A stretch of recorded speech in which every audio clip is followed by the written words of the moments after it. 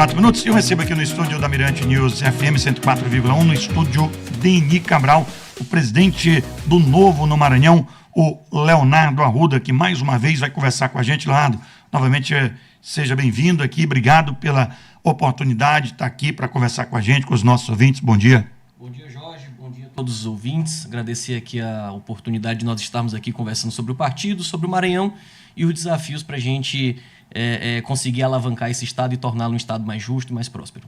Queria que a gente pudesse falar dessa estruturação, da montagem do Novo, que não é fácil, não, principalmente um estado tão grande, 217 municípios com regiões tão diferentes, e a gente está, é verdade, há 1 ano e 6 meses, mas para a largada da eleição, vamos dizer assim, abril, definição de tudo, você tem menos de 1 ano. Como é que está esse trabalho? Conta para a gente. Como bem você registrou, o Maranhão é um estado extremamente grande quando a gente considera tanto a extensão territorial quanto o número expressivo de municípios, né? Nós estamos tratando de 217 municípios em todo o estado, e nós temos culturas completamente diversas dentro de um mesmo território. Quando você viaja para o sul do Maranhão, você percebe uma cultura mais voltada para o agro, para a agropecuária. Você vai para a região dos Cocais, você já percebe outra cultura. Então você precisa, de certa forma, entender todas essas nuances para poder implementar o partido considerando todas essas diferenças. Agora, existe um sentimento que une o maranhense, Jorge. E esse sentimento é um sentimento de mudança. O maranhense, por onde você vai, independente da região, ele está carente de algo novo. Ele está carente de novas propostas, ele está carente de novas lideranças. Então, tem se tornado interessante percorrer e peregrinar esse estado, porque onde nós chegamos, levando a mensagem do Partido Novo, apresentando a nossa ideologia e os nossos pretensos candidatos para 2026, nós temos sido muito bem abraçados. A prova disso foi agora em Viana. Nós estivemos nesse último fim de semana, juntamente com o Dr. Laes e toda a comitiva do Novo, dialogando com suplentes de vereador, ex-vereadores, lideranças comunitárias, lideranças de povoados, e a gente foi muito bem recebido. Claro que não pelas figuras políticas que estavam detendo o poder, até porque nós sabemos como funciona o jogo e dos compromissos que eles têm assumidos com a máquina, mas sendo muito bem recebido por essas forças de oposição, pessoas que querem mudança no nosso estado. O Laésio é o nome do Novo para disputar o governo do estado ano que vem? Mais do que sacramentado. Laésio Bonfim é pré-candidato ao governo pelo Partido Novo e posso até dizer, Jorge, o único hoje que tem a certeza de ser candidato em 2026 com aval do partido. Nós temos acompanhado aí uma grande indefinição de como vai ocorrer pelo campo da situação. A gente tem definição pela própria oposição, porque vários nomes acabam se colocando, outros nem tanto, mas sem a definição tanto do partido quanto do próprio pré-candidato. E o Novo não, o Novo larga na frente no sentido de dizer, opa, nós temos um pré-candidato ao governo, o nome dele é Laésio Bonfim, pessoa que ficou em segundo lugar na disputa de governo em 2022, com mais de 857 mil votos, médico, ex-prefeito de São Pedro dos Crentes, reeleito com mais de 90% dos votos e que está percorrendo todo o estado, levando uma mensagem de renovação política. A gente tem tido algumas pesquisas, tá, Leonardo, e tem aparecido os principais nomes, são 2 que não estão na base do governo e 2 que estão na base do governo. O Eduardo Braide, que é prefeito de São Luís, mas que nunca nem se posicionou sobre isso, o Laésio Bonfim, e do lado da base do governo, o Felipe Camarão, que é vice-governador, e o Orleans Brandão. E muito tem se falado em unidade. De repente, olha, quem se unir consegue ter uma chance maior. Se a base do governo conseguir uma unidade, eles teriam uma boa chance. Se a oposição conseguir uma unidade, teria uma boa chance. Como é que você vê isso? Você acha que há alguma probabilidade, uma unidade, por exemplo, com o Braide, caso ele queira mesmo ser candidato, ou isso não é pensado nesse momento, isso fica para uma outra oportunidade, no caso, no segundo turno? Tá, eu vou responder essa tua pergunta, Jorge, sobre 2 perspectivas. Unidade e aliança. A unidade que é pregada no estado do Maranhão, na realidade, não passa de um controle de toda a classe política. Quando a gente vê alguns políticos falando de uma unidade de determinado grupo, nada além do que uma tentativa de prevalecer aquele grupo no poder em detrimento de tantas outras vozes que se colocam no Estado. E eu digo mais, toda unidade costuma ser burra. Eu entendo que oposição, eu entendo que nomes a mais nesse páreo, nesse jogo político, tende a trazer maiores opções para o eleitor. E uma vez o eleitor tendo melhores opções, maiores opções, ele pode tomar uma decisão um pouco mais fundada, uma decisão um pouco mais pensada, diferente de quando você só tem A e B, quando você tem uma polarização. Então, eu acredito que a unidade é burra, porém, alianças são importantes. Você convergir com pessoas que têm pensamentos semelhantes ao teu em prol de um projeto maior para chegar, por exemplo, ao governo do Estado, tende a ser mais favorável. Pela oposição, o Laésio está colocado como pré-candidato ao governo do Estado. Eu desconheço outro pré-candidato ao governo do Estado pelas oposições que tenha um partido que confirme a sua candidatura e um candidato que diga efetivamente que é pré-candidato. Então, assim, Jorge, para concluir, eu não tenho como tratar de aliança com quem não existe. Eu trato de aliança com quem existe. E para mim, hoje, e para toda a sociedade, o único nome que está efetivamente posto como pré-candidato ao governo do Estado chama-se Laésio Bonfim. O Laésio, para ter a chapa, precisa de candidatos ao Senado. Você tem trabalhado isso? Já tem algum nome ou nomes? Como é que está? Ou esse é o momento ainda de costurar acordos para lá na frente apresentar a chapa? Como é que está essa situação? Jorge, a gente tem dialogado com inúmeros atores políticos aqui do Estado do Maranhão. Nós fizemos uma análise interna corporis, ou seja, olhando para dentro da própria sigla, olhando o quadro partidário que hoje o Novo carrega consigo em todo o Estado. Só um parênteses, Jorge, são mais de 3 mil filiados hoje no Maranhão. Em 2020 nós éramos apenas 284. Subiu bem, né? Nós tivemos um salto muito vertiginoso. E o partido vem crescendo, são mais de 30 comissões provisórias em todo o Estado e uma busca incessante por pessoas que querem levar o Novo para os seus municípios. Então, dito isso, a gente analisou internamente, a gente analisou externamente e nós chegamos a uma conclusão, Jorge. Nós vínhamos há algum tempo tendo tratativas com o César Pires, ex-deputado estadual, que já teve uma grande atuação que como pode, deputado. inclusive, voltar a qualquer momento para o mandato. Né? Existe essa discussão jurídica, né? E uma pessoa que já teve 5 mandatos, uma pessoa com bastante experiência na política e que, ao mesmo tempo que tem toda essa experiência, carrega consigo também um ar de probidade, uma pessoa que não tem nada que pese contra ele, ou seja, coadunando estritamente com aquilo que o Novo acredita. Né? Você sabe que o Novo é um partido de dogmas muito bem consolidados. E nós fizemos recentemente um convite para que ele pudesse assumir tanto a coordenação política da pré-campanha do Laésio Bonfim, quanto também que ele pudesse, juntamente conosco, construir o seu nome, buscar uma viabilização para uma disputa ao Senado. Então, hoje nós cogitamos essa possibilidade com o César, temos dialogado com ele de maneira bastante contínua, bastante reincidente, optando por essa construção interna do partido com o nome dele. Jorge, a gente, só para concluir, o Novo chegou hoje, acredito, no seu momento de maior amadurecimento. Em que sentido? Você sabe que nós somos um partido ideológico. Só que a ideologia, de certa forma, ela esbarra com o pragmatismo, com a realidade da vida pública. O que é a ideologia? A ideologia nada mais é do que um sistema de pensamentos, de crenças, de condutas que são baseadas por princípios e valores, né? São lastreadas por princípios e valores.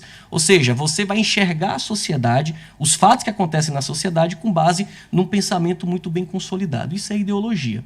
Acontece que o pragmatismo vai dizer o seguinte: olha, essa tua ideologia, para se tornar válida, ela precisa ser testada. Então, a tua ideologia só se torna de fato válida a partir do momento que ela gera resultado. E se nós ficarmos ad eterno numa discussão ideológica, a gente não vai conseguir chegar a lugar algum. Então, o que o Novo hoje buscou? Achar a linha tênue entre ideologia e pragmatismo. Para concluir, onde eu quero chegar?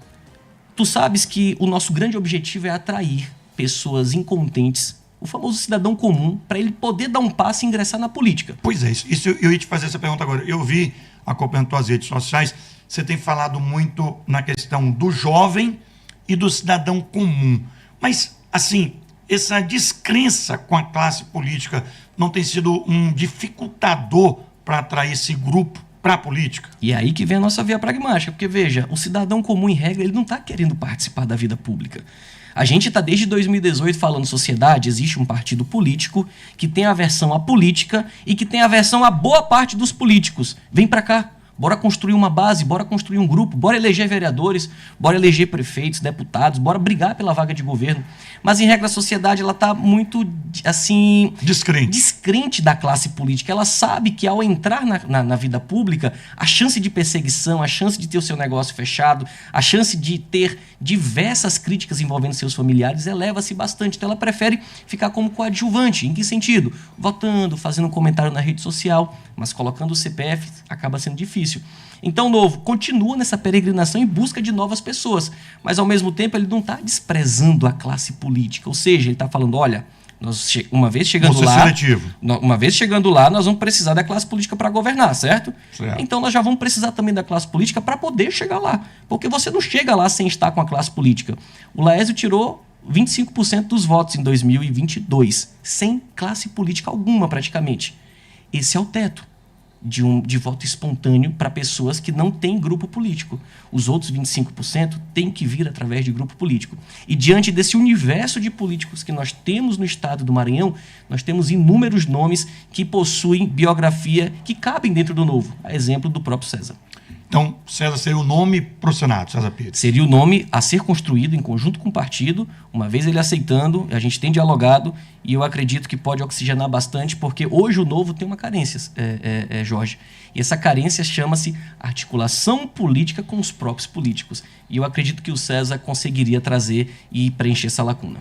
E dentro dessa dificuldade, como é que está a montagem para o time, né, a equipe que você vai disputar de deputado estadual e deputado federal? Hoje o Novo tem o deputado estadual Wellington do Curso, um deputado de mandato que migrou para o partido no ano passado, disputou a eleição municipal para a Prefeitura de São Luís, é um natural candidato à reeleição para deputado estadual. Nós estamos trabalhando, sim, a montagem dessa nossa chapa de deputado estadual. A gente acredita piamente que é possível eleger pelo menos 2 nomes nessa chapa de deputado estadual.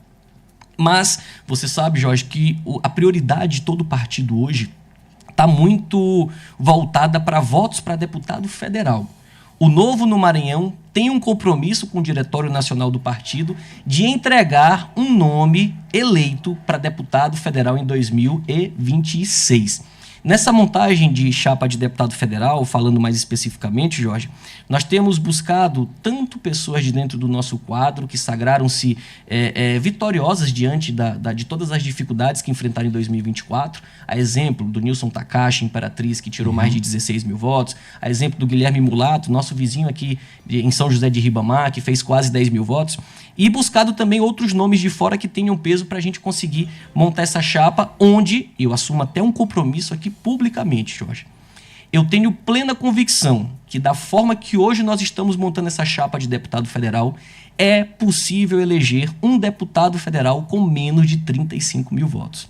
Pode parecer até loucura. Porém, quando você monta uma chapa pulverizada, distribuída em regiões e cidades estratégicas e fazendo essa casadinha com o estadual, somado ao nome do Laésio, que querendo ou não vai trazer o voto de legenda, eu não tenho dúvidas de que o Novo fará o deputado federal com menos de 35 mil votos.